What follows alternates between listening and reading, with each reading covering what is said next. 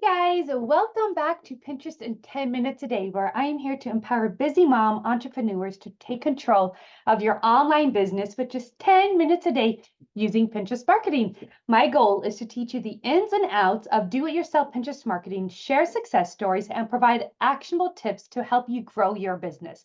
Get ready to learn how to make the most of your limited time and resources to achieve big results. Let's dive in and start building your online presence today. Today, I want to look into on when growing your brand. The biggest question is that I need to help clients and students really understand is they need to get into the head of a pinner. So what is the pinner's mindset? I have a number of people that say, I love Pinterest, I use it, I just can't wrap my head around how to use it for business. And this is because you actually need to get in the head of a pinner's mindset, not your head and how you use Pinterest. You can do that too, but really get in the head of your ideal client. So when looking to grow with your brand, drive traffic, and ultimately make money with Pinterest marketing, you really need to understand what they are looking for so you can be one step ahead of them and guiding them through your funnel and to your process to turn them into a client. So I'm going to do an example as you go through this. As a mom, I mean, there's a lot of moms that follow me and do Pinterest, and I've been a mom. I have 5 kids, and I've been in this exact same position. So really, when I give you this example, it's something that I've done with multiple of my kids. So an example is a mom who has a 9-month-old and they're going through sleep regression again, right? I feel like with each age of sleep regression, there is something different that you have to figure out. So this mom is up during the night, scrolling through her phone, rocking her baby, trying to get her back to sleep again because she's wide awake and she's on Pinterest. And what does she type in? Maybe it's how to get my 9-month-old to sleep, or sleep schedule of a 9-month-old, because maybe their nap times need to change and I need to put them to bed earlier, or that type of thing, right? So I'm searching that. Or maybe, why is my 9-month-old waking up when I don't see any issues with this? Why are they waking up? So this mom is tired, exhausted, and she is just on Pinterest trying to get answers. So she types in any of these ideas, and what pops up?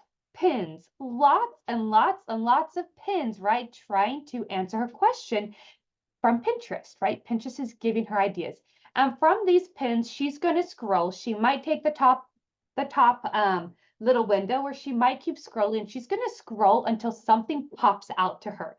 And a title pops out, or an image or something pops out that is going to automatically answer the question. So if she is typing in how to get my 9-month-old to sleep, she might see a pin that says understanding 9-month-old sleep regression, right? She's like, I don't understand what's going, how to get them to sleep. And now she wants to understand.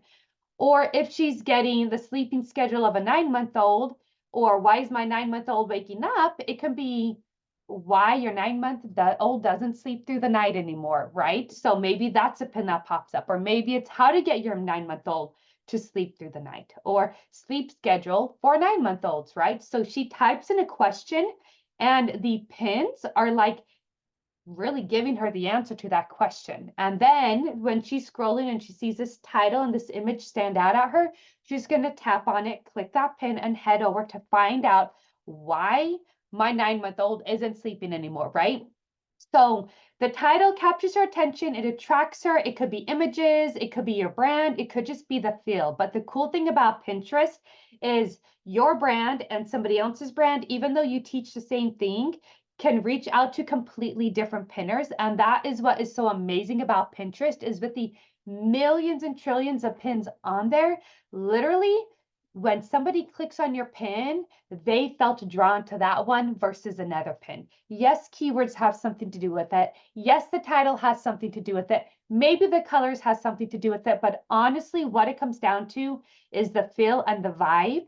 And when it comes down to where there's 5 different pins on how to get your 9-month-old to sleep, they're going to click on the one that they feel connected to the most, that they feel like reflects them the most, okay? Which is really cool about Pinterest. So they click on the pin, and it's a pin that's easy to read. It's usually professional looking, and it tells her the answer. So 5 reasons your 9-month-old is waking up.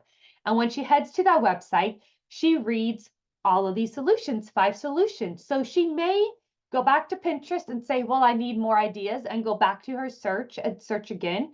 Or she may stay on that website and sign up for your freebie that's how to sleep train your 9-month-old, or how to sleep train your baby until they're 1 year old or something. She might schedule a free sleep strategy call, or she might sign up for an online program that you have. She might just leave and save the pin to remember next time, or she might save the pin because her baby finally fell asleep and she's heading back to bed, right? So there are all of these possible solutions of when somebody sees your pin, they can click on it and learn more and potentially sign up for freebie or paid courses, or they can save the pin for later, or they might read through it and just code to another pin. Either way, you have made an impression on somebody who had no clue who you were or what your business was about. And that is the power of Pinterest. A lead is already pre-qualified to sign up for your freebies and are ready for your paid products because of Pinterest, because they typed in a question and you have pins with the answer and they clicked on your pin instead of somebody else's pin, right? And you are getting these leads who are looking for an answer and they need that help now, and they feel that connection with that pin, with the title, with the way it's designed with your business, okay? So how do you harness this power of getting into a Pinterest mind? Is you actually need to put on the shoes of who your client is. Now, I get how hard this can be. I struggled with it for a really long time. And for a lot of us, our ideal client was us maybe 5 or 10 years ago, or maybe it was us 3 months ago. So if your ideal client was you in a previous time, then go back and think. If you have journals, if you have posts, go back and think about how you felt. Or if it wasn't ever you at a time, talk to people. Talk to people who have purchased your product. Or if you have friends and family, say, hey, I know you're not going to buy this from me. If you do, that's great, but I'm not looking for someone to buy this from me. I just want to ask you questions on what will lead you to buy this from me. I've actually had my mom do it a long time. My mom does American Mothers in another state, but she's on the state board and she's on the national board. And she's like, Charisse, we really want to target moms that are your age. They're in their 30s. They have kids that are still young, but not quite old, but they're getting older, kind of the mid-range. And how do we market? Like, what do we say on our social media posts? And she asked me a lot of questions that gave her a better understanding of how to put social media posts. And let me tell you, their social media posts have gotten a lot better. I know she just did an interview, me, she interviewed others, but really getting in the shoes of your client. If your client wasn't you, or if you can't remember all that beginner stuff, go talk to people. Just say, hey, I just have some questions for you. There's friends members, there's church members, there's family members, there's school people. There's a lot of people they could talk to really try to get in the head of your ideal client and create pins for them. Say, what are your 5 biggest questions about healthy eating? And how would you ask those questions? And however they would ask those questions are keywords that pinners will be using. And you can, the first sentence you will respond back to them, like, what do I need to know about healthy eating? What's the first thing you respond back to them? That is a content idea. That is a post. That is a pin that you can do to draw those pinners in. But really spending that time, taking aside the time to do it, is really going to help out, okay? Your action step is to what? Set aside 20 to 30 minutes, grab a notepad if you're a pencil and paper like I still am, or grab your phone and really think about your pinner's journey, okay? You might have a pinner starting at the very beginning with the newborn.